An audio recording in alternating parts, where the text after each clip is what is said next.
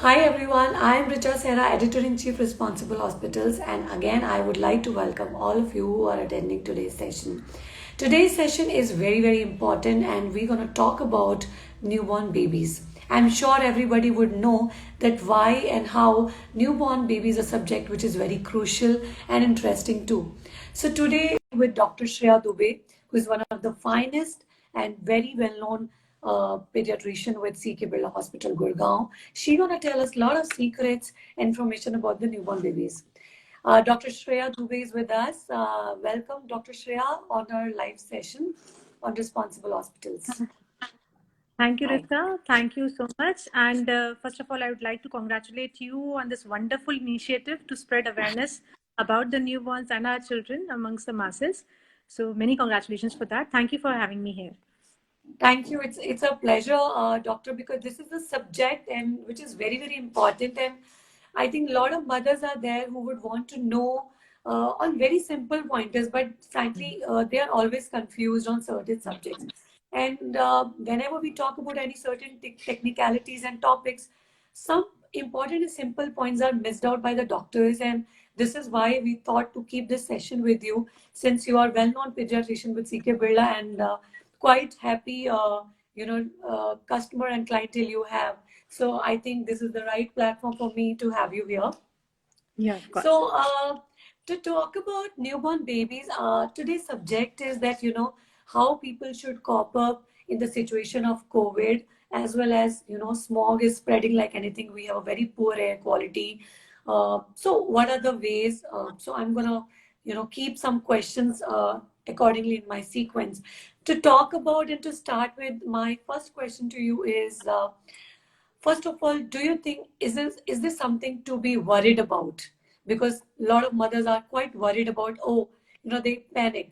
Very bad air quality, very situation is really bad with COVID. How to cope up with it? So is there anything to worry about? Okay. So first of all, this COVID situation is actually tricky, but the pediatricians and our babies, we have been really lucky with this COVID situation. So there are very limited studies which suggest that the coronavirus infection can be transmitted from the mother to a newborn via placenta antenatally, that is before birth, and via breast milk postnatally, that is after birth. So there are very few studies which suggest that. Most of the times we believe that the COVID infection, it is usually, I'm really sorry, I was not prepared for this phone. Uh, That's so okay. so most of the times, the COVID infection is really asymptomatic in neonates, and the incidence of coronavirus infection in the newborns as well as the infants, it is pretty uncommon. So even if the infant or the newborn or the child or the toddler, even if it gets infection, the mode of the transmission is usually the respiratory droplets only. And even if they are infected, the chances that they are the chances of being symptomatic, it is relatively rare. And if they become symptomatic, the symptoms are usually mild. And the plus point is they recover really fast. Within 4 to 5 days, we have seen that most of the newborns, as well as the infants, as well as the toddlers, they recover. So it is not that problematic and not that scary as compared to the adults. There are very again. There are only a few studies which have been reported where the newborns have gotten serious infection, and in all of these studies, there was one factor which was common, that the newborn already had some comorbid condition, or the newborn was extremely preterm. So that means we are lucky. So that Sure, is that's an awesome news for all the mothers if they are listening to us, yeah. because this is very important information which should spread everywhere. That Of we course. do not take care of ourselves; we take care of rather our newborns. So it's Yes. better to have that knowledge that Yeah. they are less infected, and there's no need of creating panic, because they Yeah. recover faster, as you clearly Yes. mentioned. So, doctor, coming to this point, that's a good note we have started on. Second thing Hmm. is, how about nowadays, since everybody's getting cold and cough, Yeah. fever because of the viral season, or let's say we are entering into the cold winters now. What do Yeah. you think? That is also a panic situation, because now people are actually confused whether to get the COVID test done for the babies, or that is not required. they have to talk to their pediatrician for the general medicines? Yeah. So the for the COVID test for the babies, that is not that important. It is very imperative that any adult in the family who is having some symptoms, they should get themselves tested. But as I told, since the symptoms are not that major and not that severe in babies, so there's not much weight in getting the test for the babies done, because it is a little problematic for the babies too. In any case, if anyone feels that the baby is having some symptoms of coronavirus infection, for example, if the baby is having fever, cough, cold, nausea, if the baby is vomiting or refusing to feed, and if any other family member is being affected by any similar symptoms, so it is always good that the pediatrician should be consulted in this case, and they would guide accordingly. Symptomatic management is the mainstay, and if symptomatic management is done timely and properly, the babies usually recover fast. Sure. So I think this was more about the COVID situation, and you have clearly mentioned the answers pretty well. And let's suppose the parents are, COVID positive. What are the following instructions they should take care of their babies? Okay. So there are two scenarios mostly. One is a family member is tested positive, and the other is if the mother tests positive. So if a family Okay. member is tested positive, then they should isolate themselves. They should wear masks as much as possible, as for as long as possible.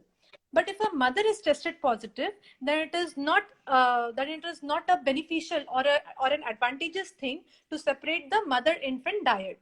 So mother should not be separated from the infant. Plus, mother should continue breastfeeds. Plus, the mother should try to wear mask or to cover her face as long as possible, as much as possible, and she should be practicing hand hygiene as frequently as possible. So these are some of the steps which should be followed once the family member or the mother is positive. And these isolations or these isolation or these precautions, they can be discontinued if we see that already 10 or 15 days have passed since the onset of the first symptom in that family member or the mother. So that should be followed. Sure. This is actually clarifying about the COVID thing. Now let's come back to the air quality. So Yeah. now everybody would have air purifiers at home. That is Yeah. one thing. Do you think that is beneficial? They should have it or not? Does it really impact? Yeah. So there are two schools of thoughts. And the best thing is that one school of thought is definitely better than the other one. There's no contradiction about it. So air purifiers should be the preferable thing which we should have at our homes. So the air purifier with HEPA air filters, they are recommended. That gives our children a breather. They are in a relatively cleaner environment for a prolonged period of time. The other school of thought is that if we use purifiers and humidifiers at our homes, then the children's immunity, it will go down. The immunity of the children, it will go down. But this is a totally wrong concept. If a person is drinking 50 cigarettes a day, that does not enhance his or her immunity. So the same thing just Absolutely. applies for the babies also. So as much as possible, they should be made to breathe cleaner air, and that can be possible even if you are just switching on the purifier for 8 to 9 hours and 24 hours. It will give some time for the lungs of the babies to recover. And our babies and our children, they are really susceptible for these ill effects of smog and pollution. Why? Because they breathe faster, they have faster breathing rates, so they inhale more of toxic pollutants. Plus their lungs are not fully developed till 5 to 6 years of age. So they are really susceptible to the ill effects of pollution, and we should do everything in our might to protect their lungs from future damage. So since you've just clearly mentioned about the things, can you give some tips what all they can actually do to, because the air quality, we say that, that is clean, not clean. Then there's a COVID Yeah. situation which is out. Yeah. How to take them out? One is Okay. that thing which comes to everyone's mind. But yes, that's also not a good idea to keep them home all the time. Yeah. That's Yeah, also of course. hampering them with the mental pressure, or let's say they are Yes, not of able course. to explore. So what do you Yeah. think about that way? What are the tips for them? So first of all, they should the kids as well as the babies as well as the infants, they should be properly hydrated. Properly hydrated in the sense, if a baby is less than 6 months old, they should be properly fed with milk, and if the baby is older, they should be hydrated with fluids. So more the hydration, more is the chance of any toxic pollutants or the COVID virus or any other viral infection being flushed out of the body via the urine. So first step is that you should ensure that the kid is properly hydrated, kid or the baby is properly hydrated. The second thing which we need to ensure that is that we should not smoke in the same vicinity as the baby. Okay, so we always think about what should we do when we go outside. We do not take care of what is going on in our homes. So we should not let anyone smoke in the same house as the baby. We should not smoke in the same house as the baby. The third thing is, as we mentioned, that if we want to go outside, if we want to go get out of the home for a while for interaction with other people, then physical distancing should be maintained. We should always maintain physical distancing. That is the distance of 2 feet or 6 meters, and 6 feet or 2 meters. And then the next thing is that we should avoid going out during the rush hours, and we should avoid taking routes which are busy. So that is also very important. Plus, vaccinations should be properly taken. If the child is properly immunized with pneumonia vaccine and the influenza vaccine, then the chances of getting normal common cold viral infections developing into severe flu or systemic flu signs and symptoms, they go really low. So that should be followed. And if you're visiting a public place like hospital, if you are visiting a crowded place, then we should always ensure that the baby, if the baby is more than 2 years old, then they should be wearing masks. If the baby is less than 2 years old, then the masks are not that recommended. Plus, prior appointment should be made. And if you're going to a hospital, just make sure that you are taking an online consult so that most of the queries are resolved beforehand. Sure. So are you trying to say that there is no worry about, because a lot of females are quite disturbed and they're like how to take them for vaccinations in the hospitals, because hospitals already, the name is like the hospitals are already they might Beating be around getting a lot of viruses because a lot of COVID people are coming in. So the- they are quite worried about taking them for vaccination these days. So they Yeah. keep on asking So, and checking out, are yeah. there any home facilities for Yeah. that too? So there are some vaccines which can be postponed. We always tell the patients that there are some vaccines which can be postponed. For example, killed vaccines can be postponed. But the vaccines which are due at 6 weeks of age, 10 weeks of age, 14 weeks of age, 9 months, then at 15 months. So these vaccines, they should not be delayed. Plus the vaccine, the influenza vaccine, which is to be given every year before 5 years of age, and to the elderly after 60 years of age, they should never be postponed. So when going out to a hospital, always weigh the risk versus benefit. So if you just contact your pediatrician, they'll let you know which vaccine is absolutely important. Some vaccines like hepatitis A and typhoid vaccines, these can be delayed. So it is okay if you're even delaying them for 2 or 3 months. You just have to make sure that you are taking proper precautions at home with boiled water and cleaner air so that the child does not get the risk of that infection. So that is to True. be followed. Sure. So, doctor, one question which came up from a lady saying that her son gets tears while going out in the smog. Yeah. So, is it Yeah. really harmful? Is it like, I mean, she even doesn't know that she should go to a eye specialist, or is there anything worried she should be worried about? What do you think about Yeah. that? So yeah, so basically, if the baby is having if the child is having a susceptibility to allergies and other infections, for example, this pollution and in this smog, so there is always a risk of nasal stuffiness and dry cough, watery eyes, skin rash, eczema, recurrent infections in the child itself. So these are very common. And these usually do not indicate that the baby or the child is having any eye or the ophthalmologic problem. So if the child is having any trouble in seeing, if the vision is blurred, or if the baby is having strain, if the baby is having watery eyes during studying or during doing something which very with very passionately, then it might be an eye problem. But most of the time it is because of pollution only. And as the pollution will goes down, this problem also decreases. So till the month of February in Delhi, NCR, and in other metropolitan cities, these problems are really, really rampant. And we should just try to maintain the immunity levels of the baby or the child by ensuring that we are giving them healthy food, that we are ensuring some physical activity during the day. So these are some of the steps. We can increase the dry fruits in the diet, we can increase garlic in the diet, green leafy vegetables, fruits, vegetables, etc. So these are the things which can help reduce the allergy effects in the baby. Sure. Since you just mentioned, I was about to come back on the question of diet because Yeah. again, that's the question of all the mothers, what to give in that diet. Some people Yeah. are saying, fruit should be given. The other people say veggies should be given. The third is, you said clearly, the nuts and the seeds. So, Yeah. what do you think? What should be a right diet intact in a day, which should be given to a toddler?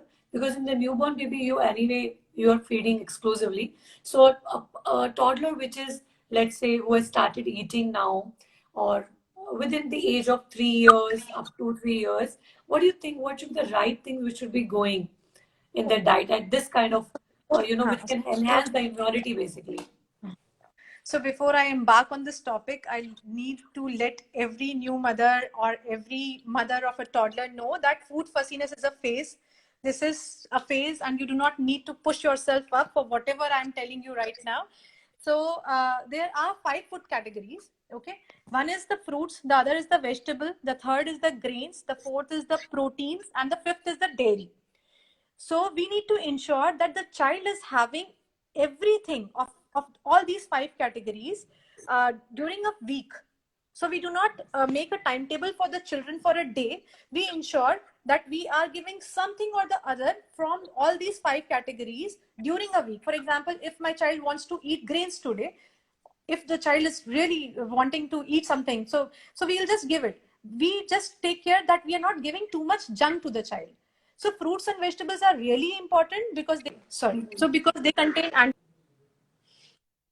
antioxidants, and they contain fiber, they contain water, plus the natural sugars are not that high in these things.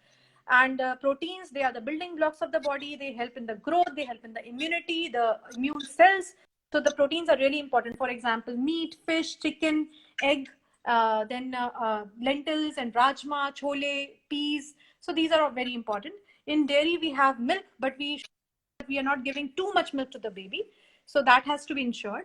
And then paneer, cheese, curd, yogurt, these are very important. And lastly, the the whole grains are very important with low glycemic index. For example, ragi, bajra, oats, then wheat, rice, everything. So every in all these 5 categories, we need to ensure something or the other during a week.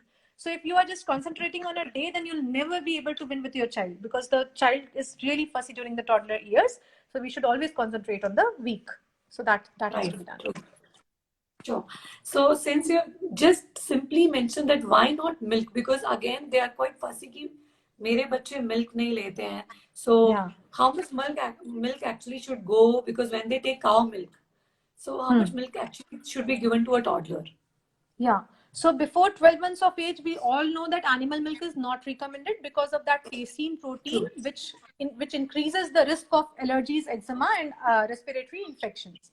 So we do not give animal milk before 12 months of age.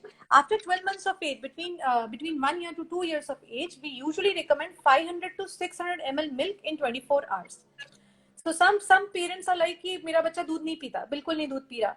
So that is okay. If the baby is not drinking milk, then you just need to go to your pediatrician, get the weight and the height checked. If it is okay, then there's no need to fuss about the milk. And if your baby is drinking more milk, then that means that milk will not let any other thing go inside the baby. For example, for instance, if the baby is drinking 1 liter of milk, then obviously there'll be no appetite left for other nutritious items, and the Right. baby will be उसमें nutritional anemia का risk हो जाएगा, then constipation होने लग जाएगा because milk causes constipation. So milk protein has to be limited. It should not be for more than 500 to 600 ml in a day. Plus, after 2 years of age, 2 to 5 years of age, it should be between 300 to 400 ml in 24 hours. So that should be followed. Absolutely, sure. So, any specific tips you would want to give it to our audience? That what are the best measures which should be taken for toddler or newborns? In the kind of coming situation, like we are entering in winters and the COVID is also going on. Any specific messages you would like to, or tips you would like to give so that we can care them Okay. well? Yeah. So first of all, I would really want to reassure everyone that there's nothing to panic. Everything is manageable. You just need to contact your doctor, and everything will be fine. Symptomatic management is the mainstay.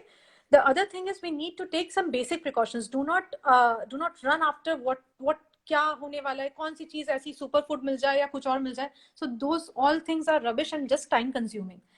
So the first thing is you should ensure hydration of your baby. As I told, you should ensure that your child is getting a balanced diet, even if the baby is fussy. As I told, that they should get some or the other thing of all those five categories that I mentioned. And Okay. the third thing is, if possible, use air purifiers at homes. That will help in the children to breathe a relatively cleaner air for some hours. So if you're not willing to purchase an air purifier, then there are some planters like money plant and aloe vera. They are also purifying, so they can also be used. If your child is suffering from recurrent watery eye discharges, just like you mentioned, and or recurrent infection or recurrent rash, or if the recurrent allergies, cough and cold, then you should think about purchasing a humidifier. But if you do not want to purchase a humidifier, you can just place a water bowl besides the oil heater or whatever heater you are using at home, so that there is some humidification. Plus, if you feel that your baby is really susceptible to recurrent nasal stuffiness, then you can always switch on the steamer in the room. In a small room, you can just switch on the steamer. Always remember not to give steam directly to a child. It might cause some burns. So that you have to ensure. Plus, we should always ensure timely vaccinations for our kids. The vaccinations that can be delayed, you can just contact your pediatrician and they'll let you know how much you can delay those vaccines. Plus, the vaccines which should be gotten timely, they should be gotten timely. And avoid going out during rush hours and the busy routes. So do not go out during rush hours. So that is the crux, I think, during the winters and the smog. Sure, that's awesome. I think we have got to know a lot of information from you. That was really, really, insightful. So thank you so much for being with us. I think I'll catch you once again on some other topic, which is about newborn Sure. babies. I do not Sure. want to mix it up with today's one because it was more Yeah. on COVID and the smog and the air and all that. So thanks so much for being here with me, and Thank you. I'll see you again soon. Sure. Thank you, Richa. Take care. Bye. Bye.